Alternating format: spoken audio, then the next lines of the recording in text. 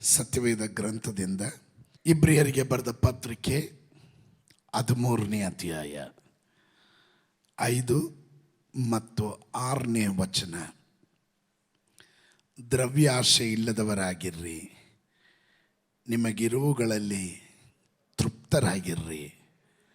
ನಾನು ನಿಮ್ಮನ್ನು ಎಂದಿಗೂ ಕೈ ಬಿಡೋದಿಲ್ಲ, ಎಂದಿಗೂ ತೊರೆಯುವುದಿಲ್ಲವೆಂದು ದೇವರು ತಾನೇ ಹೇಳಿದ್ದಾನೆ.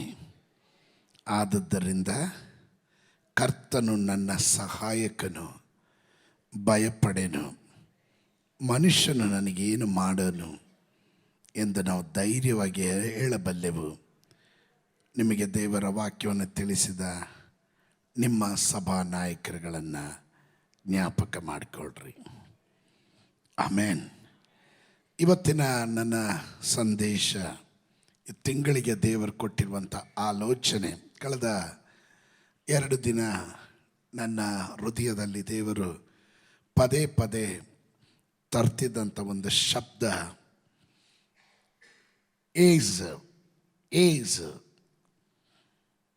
ಜೆಹೋವಾ ಏಸ್.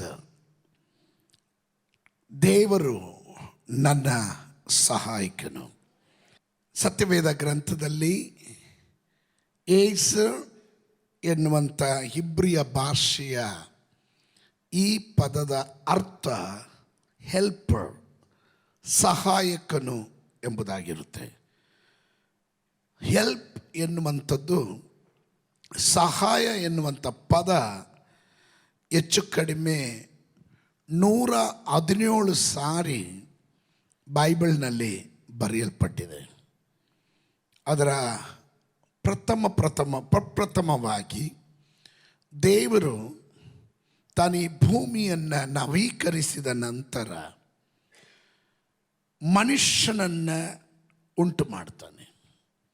ಆ ಮನುಷ್ಯನು ಒಬ್ಬಂಟಿಗನಾಗಿರುವುದು ತರವಲ್ಲ ಎಂದು ತಿಳಿದು ಅವನಿಗೊಂದು ಭಾಳ ಸಂಗಾತಿಯನ್ನು ದೇವರು ಉಂಟು ಮಾಡ್ತಾನೆ. ಅದಕ್ಕೆ ಇಂಗ್ಲಿಷ್ ಭಾಷೆಯಲ್ಲಿ ಕೊಟ್ಟಿರುವಂಥ ಅರ್ಥ ಹೆಲ್ಪ್ ಮೇಟ್ ಅಂತ. ಸಹಾಯ ಎನ್ನುವಂಥ ಪದ ಆರಂಭವಾಗಿದ್ದು Genesis chapter 2 verse 18, ಆದಿಕಾಂಡ ಪುಸ್ತಕ 2:18 ಆರಂಭವಾಯಿತು. ಅದರ ನಂತರ ಹೆಚ್ಚು ಕಡಿಮೆ 4,000 ವರ್ಷಗಳಿಗಿಂತ ಅಧಿಕ ಸಮಯದ ನಂತರ, ಆಫ್ಟರ್ 4,000+ ಇಯರ್ಸ್, 4,000ಕ್ಕಿಂತ ಅಧಿಕವಾದ ಸಮಯದ ನಂತರ, ವರ್ಷಗಳ ನಂತರ, ಇಬ್ರಿಯ ಗ್ರಂಥಕರ್ತನು ಬರಿತಾ ಇದ್ದಾನೆ. ಅಲ್ಲಿ ಹೀಗೆ ಹೇಳ್ತಾನೆ, 6ನೇ ವಾಕ್ಯ, the lord is my helper. ನನ್ನ ಯೆಹೋವನು ನನ್ನ ಸಹಾಯಕನಾಗಿದ್ದಾನೆ. ಇವತ್ತು ಡಿಸೆಂಬರ್ ತಿಂಗಳ 2025 ನಮ್ಮ ಜೀವನದಲ್ಲಿ ಯೆಹೋವಾ ಏಸ್, ಜೆಹೋವಾ ಏಸ್, ಕರ್ತನು ನನ್ನ ಸಹಾಯ ಎಂದು ನಾವು ಡಿಕ್ಲೇರ್ ಮಾಡಲಿಕ್ಕೆ ಹೋಗ್ತೇವೆ. ಕಳೆದ 11 ತಿಂಗಳು ಸಹಾಯ ಮಾಡಿದ ದೇವರು, ಇಲ್ಲಿಯವರೆಗೂ ಸಹಾಯ ಮಾಡಿದ ದೇವರು. ಏಗ್ಸರ್ ಎನ್ನುವಂಥ ಪದದಲ್ಲಿ ಎಬೆನೇಸರ್ ಅಂತ ಬರುತ್ತೆ. ಎಬೆನೇಸರ್ ಅಂದರೆ 5 ಇಲ್ಲಿವರೆಗೂ ಸಹಾಯ ಮಾಡಿದವನು ಎಂದು. ಕಳೆದ 11 ತಿಂಗಳು ಸಹಾಯ ಮಾಡಿದ ದೇವರು 12ನೇ ತಿಂಗಳಿನಲ್ಲೂ ನಮ್ಮ ಸಹಾಯಕನಾಗಿರ್ತಾನೆ.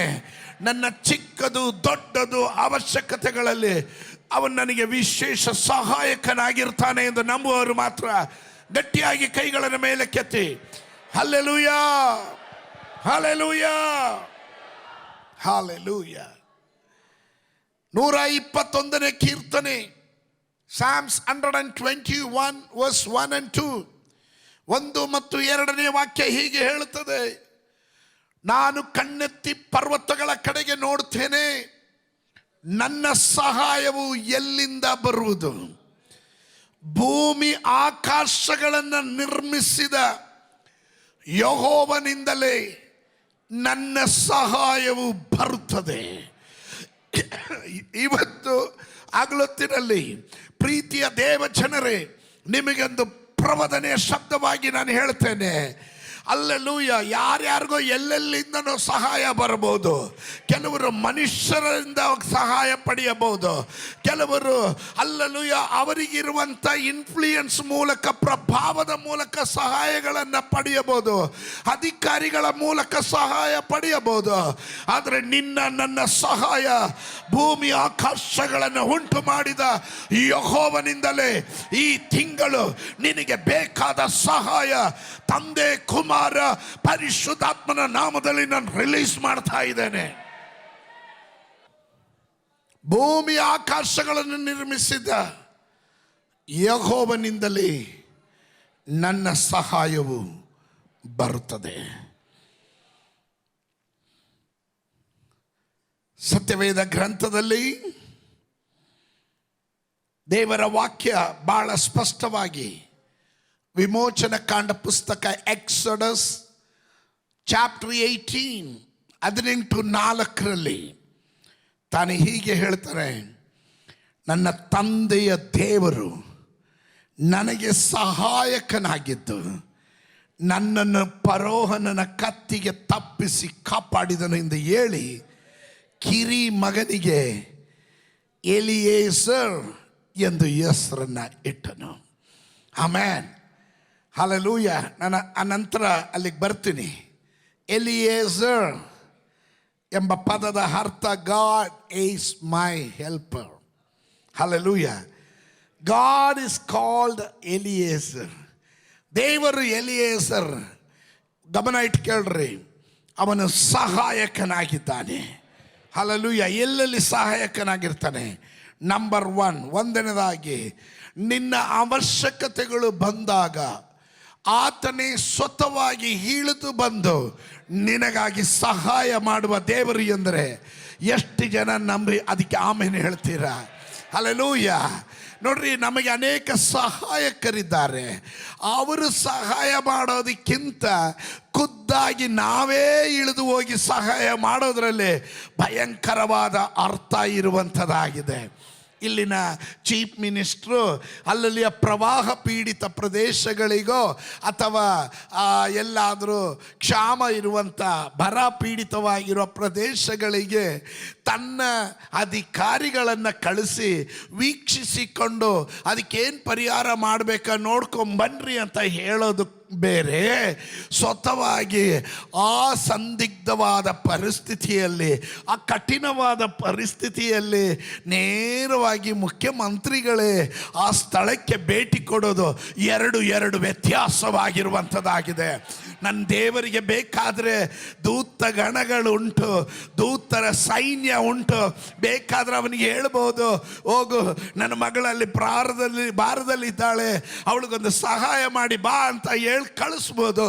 ಆದರೆ ನನ್ನ ದೇವರು ನನ್ನನ್ನು ಅಲ್ಲಲ್ಲಿ ಅಮೂಲ್ಯರಾಗಿ, ಶ್ರೇಷ್ಠರಾಗಿ, ಸ್ವಕೀಯ ಜನರಾಗಿ ಅವನು ನಮ್ಮನ್ನು ಪ್ರೀತಿಸುತ್ತಾ ಇರುವುದರಿಂದ ಅವನು ಹೇಳಿದನು, ದೂತರೇ ನೀವು ಹೋಗೋದು ಬೇಡ, ನಾನೇ ಖುದ್ದಾಗಿ ನನ್ನ ಮಕ್ಕಳಿಗೋಸ್ಕರ ಇಳಿದು ಬರ್ತೇನೆ.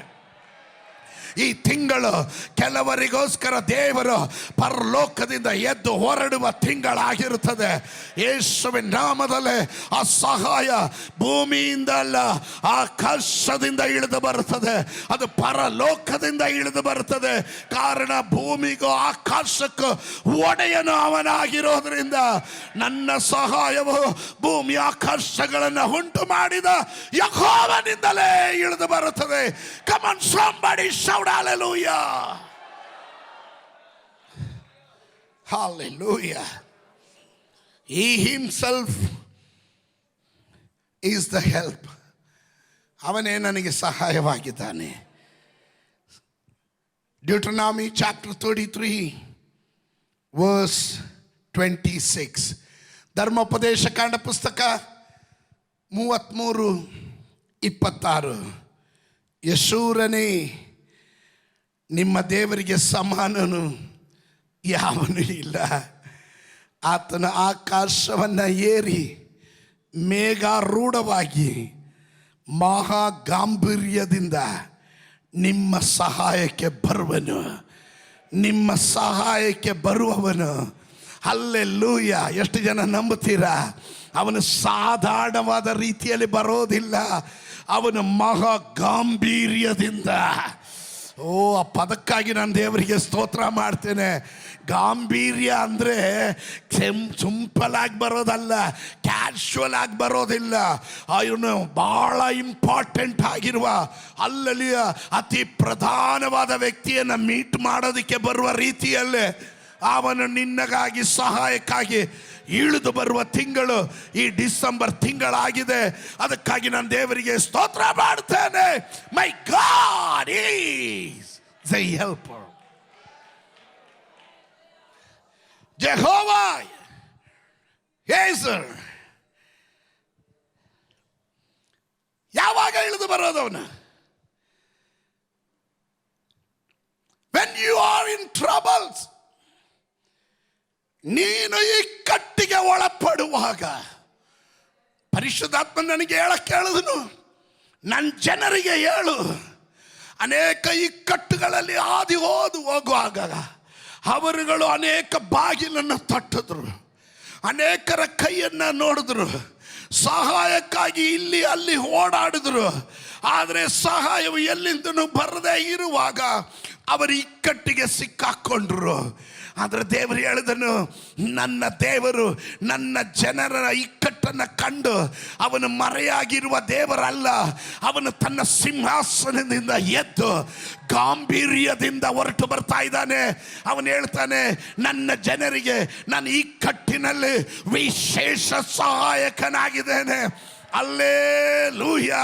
ನಿನ್ನ ಇಕ್ಕಟ್ಟಾದ ಈ ಪರಿಸ್ಥಿತಿಯಲ್ಲಿ ದೇವರು ನಿನಗೆ ವಿಶೇಷ ಸಹಾಯಕನೆಂದು ನಂಬುವವರು ಮಾತ್ರ ಹೇಳ್ರಿ, ಮೈ ಗಾಡ್ ಈಸ್ ಮೈ ಯೇಸು. ಕೀರ್ತನೆ 46:1. ದೇವರು ನನಗೆ ಆಶ್ರಯ ದುರ್ಗವಾಗಿದ್ದಾನೆ, ಆತನ ಇಕ್ಕಟ್ಟಿನಲ್ಲಿ ನನಗೆ ವಿಶೇಷ ಸಹಾಯಕನು. ಅವನು ಸುಮ್ಮನೆ ಸಹಾಯ ಮಾಡೋನಲ್ಲ, ದೇವರು ಕೇವಲ ಸಹಾಯ ನೀಡುವ ಸಹಾಯಕನಲ್ಲ, ಅವನು ನಿಮ್ಮ ಪರಿಸ್ಥಿತಿಯಲ್ಲಿ ಪ್ರವೇಶ ಮಾಡುವ ಯೋಧ ವಾರಿಯರ್, ಅವನು ಯೋಧ ಸಹಾಯಕನಾಗಿರ್ತಾನೆ. ಹಲ್ಲೆಲೂಯ. ಅವನು ಗಾಂಭೀರ್ಯದಿಂದ ಇಳಿದು ಬರ್ತಾನೆ. ಕಮಾನ್, ಕೆಲವರಿಗೆ ಅರ್ಥ ಆಗ್ತಾ ಇಲ್ಲ. ಅವನು ಗಾಂಭೀರ್ಯದಿಂದ ಇಳಿದು ಬರ್ತಾನೆ. ಹಲ್ಲೆಲೂಯ. ಅವನು ವಿಶೇಷ ಸಹಾಯಕನಾಗಿ ಇಳಿದು ಬರ್ತಾ ಇದ್ದಾನೆ. ಇವತ್ತು ಕೆಲವರ ಮುಂದೆ ನಿನಗೆ ಎಲ್ಲ ಬಾಗಿಲುಗಳು ಮುಚ್ಚಿದಾಗ, ಹೋರಾಟಗಳು ಜಾಸ್ತಿ ಆದಾಗ, ಇಕ್ಕಟ್ಟು ಮಾತ್ರ ನಿನ್ನ ಮುಂದೆ ಇರುವಾಗ, ಮುಂದಕ್ಕೆ ಹೋಗೋದಕ್ಕೆ ದಾರಿ ಇಲ್ಲ ಎನ್ನುವಾಗ, ಈಗ ಅವನು ವಿಶೇಷ ಸಹಾಯಕನಾಗಿ ನಿನಗಾಗಿ ಇಳಿದು ಬರ್ತಾನೆ.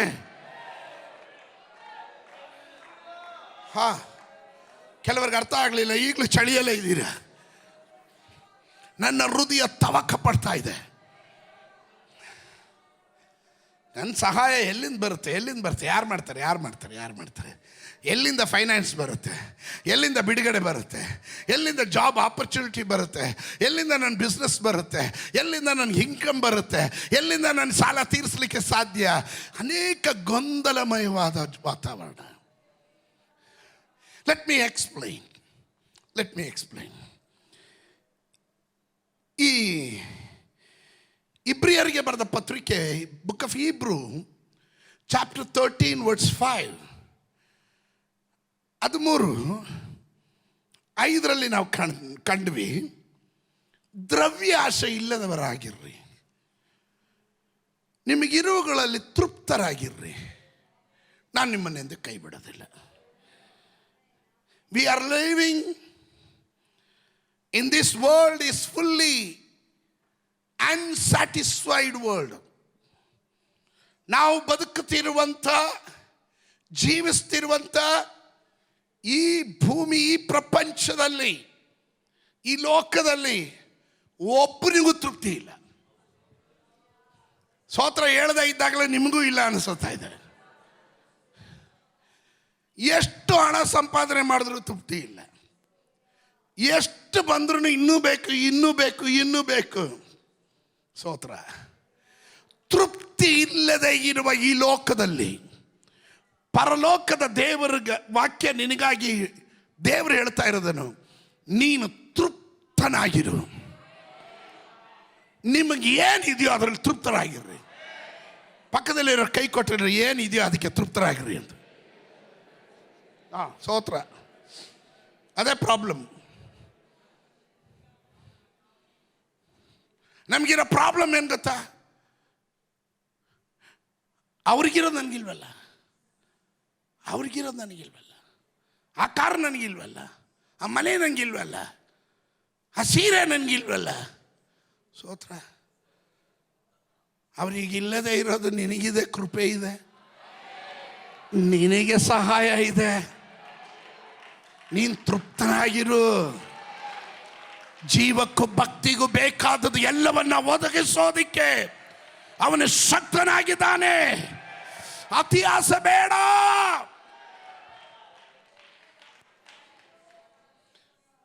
ದ್ರವ್ಯಾಸೆ ಇಲ್ಲದವರಾಗಿರ್ರಿ. ಅನೇಕರು ಈ ದ್ರವ್ಯಾಸೆಗೆ ಬಿದ್ದು ನಾನಾ ವಿಧವಾದ ವೇದನೆಗಳಿಂದ ತಮ್ಮನ್ನೇ ತಾವು ತಿವಿಸ್ಕೊಳ್ತಾರಂತೆ. ಅದರಿಂದಲೇ ಅಪೊಸ್ತಲನಾದ ಪೌಲನು ತಿಮೋಥಿಯನಿಗೆ ಹೇಳಿದನು, ನೀನಾದರೋ ಎಲೆ ದೇವರ ಮನುಷ್ಯನೇ, ಓ ಮ್ಯಾನ್ ಆಫ್ ಗಾಡ್, ನೀನಾದರೋ ಇವುಗಳಿಂದ ದೂರವಾಗಿರು. Amen. When you are trusting your God, ದೇವರನ್ನ ನೀನು ಆಶ್ರಯ ಇಡುವಾಗ ಅವನು ನಿನ್ನ ಸಹಾಯಕನೆಂದು ನೀನು ನಂಬುವಾಗ, there is nothing is lacking for you. ನಿನ್ನ ಜೀವನದಲ್ಲಿ ಯಾವ ಕೊರತೆನೂ ಇರೋದಿಲ್ಲ. ನಿನ್ನ ಜೀವನದಲ್ಲಿ ಯಾವ ಕೊರತೆನೂ ಇರೋದಿಲ್ಲ. ಆಮೆನ್. Nothing is lacking. ಅದಕ್ಕೆ ಹೇಳಿದನು, when you are in the trouble, when you are the time of trouble, I will be there. ನಾನು ಇರ್ತೀನಲ್ಲಿ. I will not going to send my assistant. ನಾನು ಅಸಿಸ್ಟೆಂಟ್ ಕಳಿಸ್ತೀನಿ ಅಂತ ಅಲ್ಲ, ನಾನೇ ಖುದ್ದಾಗಿ ಬರ್ತೀನಿ. ಇವತ್ತು ಎಷ್ಟು ಜನ ಹೇಳ್ತೀರಾ, ನನ್ನ ಆಫೀಸಿಗೆ ನಾನು ಹೋಗುವಾಗ, ನನ್ನ ಬಿಸ್ನೆಸ್ಗೆ ಹೋಗುವಾಗ, ಒಂದೊಂದು ವಿಷಯದಲ್ಲೂ ನಾನು ಹೋಗೋದಕ್ಕೆ ಮುಂಚೆ ನನ್ನ ದೇವರು ಅವನ ಪ್ರೆಸೆನ್ಸ್ ಅಲ್ಲಿ ಪ್ರೆಸೆಂಟ್ ಆಗಿರುತ್ತೆ ಅನ್ನೋರು ಅಂಥವರು ಮಾತ್ರ ಆಮೇಲೆ ಹೇಳ್ರಿ. Come on somebody give a mighty hallelujah.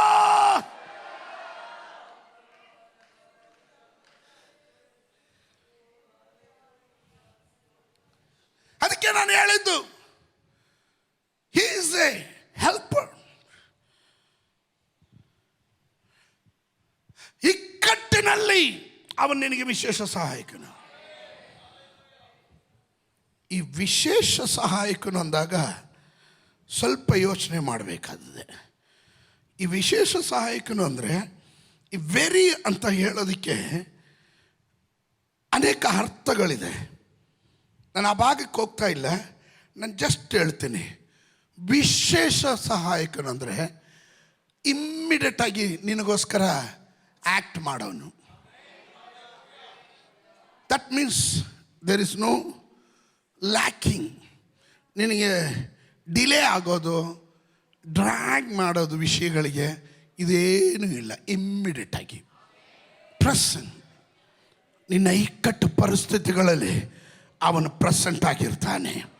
ಆಮೇಲೆ ನಿಮಗೆಲ್ಲರಿಗೂ ಗೊತ್ತಿದೆ, ಕೆಂಪು ಸಮುದ್ರದ ಬಳಿಗೆ ಇಸ್ರಾಯೇಲ್ ಜನರನ್ನು ವಾಗ್ದಾನದ ದೇಶದ ಕಡೆಗೆ ದೇವರು ನಡೆಸುವಾಗ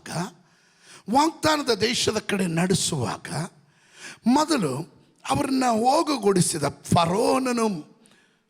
ಅವ್ರು ನೋಡ್ರಿ, ಐ ವಾಸ್ ವಂಡ್ರಿಂಗ್, ಹೋಗೋ ಟೈಮಲ್ಲಿ ಇವರೇನು ಕದ್ದು ಮುಚ್ಚಿ ಓಡಲಿಲ್ಲ, ಮೇಲೆ ಹಾರ್ಕೊಂಡು ಹೋಗಲಿಲ್ಲ. ವೆರಿ ಓಪನ್ಲಿ ಅವ್ರನ್ನ ಹೋಗೋದಕ್ಕೆ ಹೇಳ್ದ. ಅವರ ಮನೆಯಲ್ಲಿದ್ದಂಥ ಬಂಗಾರ ಎಲ್ಲ ದಾನ ಮಾಡಿದ್ರು. ತಗೊಳ್ರಿ ಎಷ್ಟು ಬೇಕಾ ತಗೊಳ್ರಿ ಎಲ್ಲ ಎತ್ಕೊಂಡು ಹೋಗ್ರಿ ಅಂತ ಹೇಳಿಬಿಟ್ಟು ಕಳಿಸಿದಂಥ ನಂತರ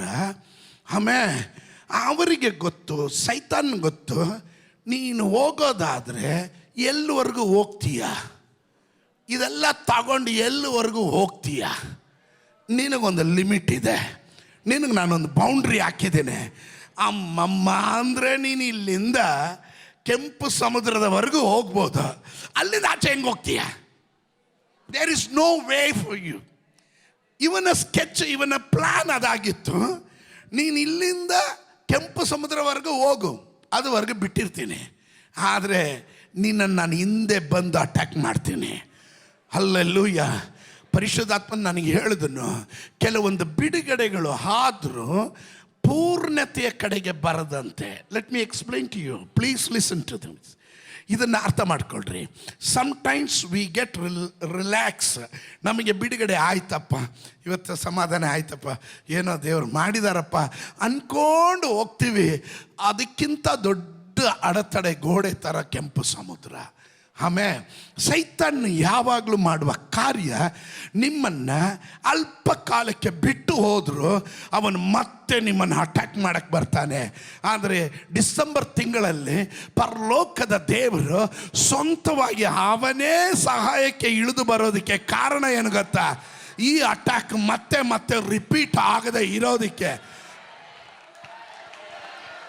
ಏಯ್ come on, you didn't get it. ನಿಮಗೆ ಅರ್ಥ ಆಗಲಿಲ್ಲ. ಇಲ್ಲಿಂದ ಆಚೆಗೆ ಹೋಗೋವರೆಗೂ ಸ್ವಲ್ಪ ಸಮಾಧಾನ, ಆದರೆ ಅಲ್ಲಿಗೆ ಹೋಗಿದ್ದೆ ತಿರ್ಗಾ ತಗಲಾಕೊಂಡ್ಬಿಟ್ವಿ. ಮುಂದೆ ದಾರಿ ಇಲ್ಲ, ಹಿಂದೆ ಫರೋಹನ ಸೈನ್ಯ ಬರ್ತಾ ಇದೆ, ಜನ ಎಲ್ಲ ಏನು ಮಾಡಬೇಕು ಗೊತ್ತಿಲ್ಲ. ಹಲ್ಲೆಲೂಯಾ. ಆ ಸಮಯದಲ್ಲಿ ದೇವರು ಹೇಳಿದನು, ಸ್ಟ್ಯಾಂಡ್ ಸ್ಟಿಲ್. ನೀನು ಧೈರ್ಯವಾಗಿ ನಿಲ್ಲು ಮಗಳೇ, ಈ ತಿಂಗಳು ಧೈರ್ಯವಾಗಿ ನಿಲ್ರಿ. ಯುದ್ಧವು ಯೆಹೋವನಿಗೆ ಉಳ್ಳದು. Battle belongs to my God. He will fight for you.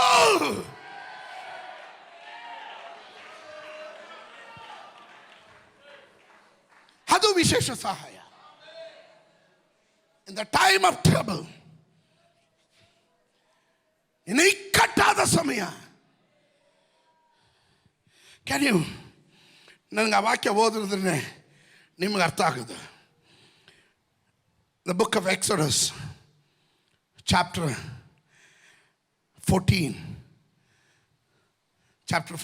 ಸಿಕ್ಕದವ್ರು ಹೋದ್ರಿ. 14, 13 and 14. ಆದರೆ ಮೋಶೆ ಆ ಜನರಿಗೆ, ನೀವು ಅಂಜಬೇಡಿರಿ, ಸುಮ್ಮನೆ ನಿಂತುಕೊಂಡಿದ್ದು ಯೆಹೋವನು ಇವತ್ತು ನಿಮ್ಮನ್ನು ರಕ್ಷಿಸುವ ರೀತಿಯನ್ನು ನೋಡಿರಿ. ಸ್ತೋತ್ರ. ಇವತ್ತು ಮೋಶೆ ಮಿರಾಕಲ್ ಅಲ್ಲ ಮಾಡೋದು, ಮೋಶೆ ಅಲ್ಲ ಮಿರಾಕಲ್ ಮಾಡೋದು. ಇವತ್ತು ನೀವು ಸುಮ್ಮನೆ ನಿಂತ್ಕೊಂಡು ನೋಡ್ತಾ ಇರ್ರಿ. ಇವತ್ತು ಸುಮ್ಮನೆ ನಿಂತ್ಕೊಂಡು ನೋಡ್ರಿ. ಅಂದರೆ ಈ ತಿಂಗಳ ಕೆಲವೊಂದು ಕಾರ್ಯ ನಿನಗೋಸ್ಕರವಾಗಿ ದೇವರು ಇಳಿದು ಸ್ವತಃವಾಗಿ ಮಾಡ್ತಾನೆ.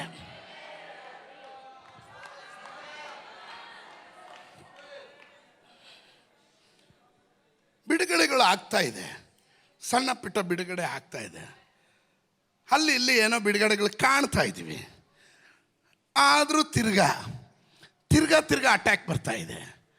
ದೇವರು ಹೇಳಿದನು, ಇನ್ನು ಇವತ್ತು ಕಂಡ ಐಗುಪ್ತನನ್ನು ಇನ್ನು ಮುಂದಕ್ಕೆ ನೀನು ಕಾಣೋದಿಲ್ಲ. I declare and decree in the mighty name of Jesus Christ, because my God is A Jehovah. Jehovah yes. Hallelujah. ಅವನು ನನಗೆ ವಿಶೇಷ ಸಹಾಯಕನಾಗಿರೋದ್ರಿಂದ ಇದು ಕೂಡ ಅಟ್ಯಾಕ್ ಮಾಡುವ, ಪದೇ ನನ್ನನ್ನು ಬಾಧಿಸುವ ಈ ಶತ್ರು ಇನ್ನು ನನ್ನ ಮುಂದೆ ಕಾಣೋದಿಲ್ಲ.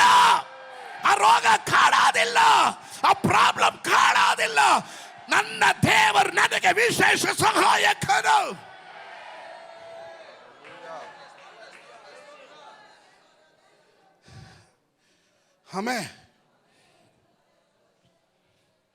ಅನೇಕ ವಿಶ್ವಾಸಿಗಳು even they are not openly they are saying, ಹೊರಗಡೆ ಬಂದು ಓಪನ್ ಆಗಿ ಹೇಳೋಕ್ಕೂ ಆಗಲ್ಲ. ದೇವರು ಎಲ್ಲಾದರೂ ದೇವ್ರ ನಾಮ ದೂಷಣೆಗೆ ಆಗ್ಬಿಡುತ್ತೋ ಅನ್ನೋ ಭಯ. ಬಿಡುಗಡೆ ಆಯಿತು, ಅದು ಕಂಪ್ಲೀಟ್ ಆಗಲಿಲ್ಲ. ಆದರೆ ದೇವರು ಹೇಳಿದ್ರು ಈ ಸಾರಿ ಬಿಡುಗಡೆ ಬಂದರೆ ಅದು ಕಂಪ್ಲೀಟ್ ಮಾಡೋವರೆಗೂ ನಾನು ನೋಡ್ಕೋತೀನಿ ಅದನ್ನಂತ. ಇದನ್ನು ಹೇಳ್ದಾಗ್ಲೂ ನೀವು ಕುಂತಿರೋದು ನೋಡಿದ್ರೆ ಅಯ್ಯೋ ಬಿಡಿ ಇದುವರೆಗೂ ಮಾಡ್ತಿದ್ದೆ ಹಂಗೆ ಇರುತ್ತೆ ಅಂತ. ಇಲ್ರಿ, ನನ್ನ ದೇವ್ರು ಹೇಳಿದನು ಇದುವರೆಗೂ ನಡೆದ ಹಾಗಲ್ಲ. 11 ತಿಂಗಳು ನಿನ್ನ ನಡೆಸಿದ ರೀತಿ ಬೇರೆ.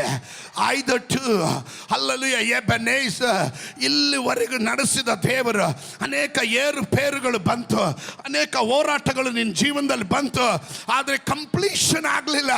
ಬಟ್ ದಿಸ್ ಟೈಮ್ ಹಲ್ಲೆಲೂಯಾ ಹಿಂದೆ ಕಂಡ ಐಗುಪ್ತನ ಇವತ್ತು ಕಂಡ ಪ್ರಾಬ್ಲಮ್ ಇನ್ನು ಮುಂದೆ ನೀನು ಕಾಣೋದಿಲ್ಲ. ಅದಕ್ಕೆ ಶಾಶ್ವತವಾದ ಪರಿಹಾರ ನನ್ನ ದೇವರು ಇಳಿದು ಬಂದ್ರೆ ನಿನಗೆ ಶಾಶ್ವತವಾದ ಪರಿಹಾರ.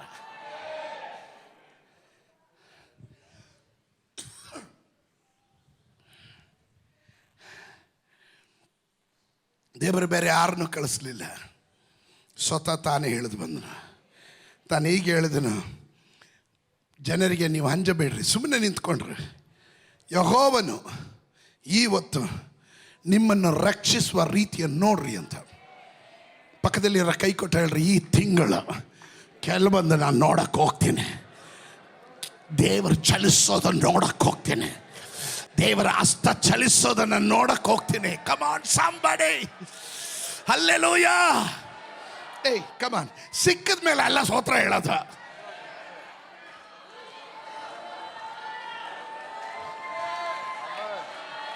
ಕೆಲವೊಂದು ನೋಡ್ತೀನಿ, ನಾನು ಬಿಡುಗಡೆ ಕಾಡ್ತೀನಿ. ನೋಡ್ರಿ, ಯೋಬನು ಒಂದು ಹೇಳಿದನು, ಅನ್ಯರ ಕಣ್ಣುಗಳಿಂದ ಅಲ್ಲ, ಅನ್ಯರ ಕಣ್ಣುಗಳಿಂದ ಅಲ್ಲ, ನನ್ನ ಸ್ವಂತ ಕಣ್ಣಿನಿಂದಾನೆ. ಹಲ್ಲೆಲೂಯಾ. ಯಾರೋ ಹೇಳಿ ಟೆಸ್ಟ್ ಮನಿ ಕೇಳೋದಲ್ಲ, ನನ್ನ ಕಣ್ಣಿನಿಂದ ನನ್ನ ಬಿಡುಗಡೆ ಈ ತಿಂಗಳು ನಾನು ಕಾಣಕ್ಕೆ ಹೋಗ್ತೀನಿ ಅನ್ನೋರು ಮಾತ್ರ ಗಟ್ಟಿಯಾಗೊಂದು ಆಮೇಲೆ ಹೇಳ್ರಿ, ಅಡ್ವಾನ್ಸ್ ಆಗಿ ಹೇಳ್ರಿ, ಯೇಸುವಿನ ನಾಮದಲ್ಲಿ ನಾನು ಬಿಡುಗಡೆ ಕಾಣ್ತಾ ಇದ್ದೇನೆ.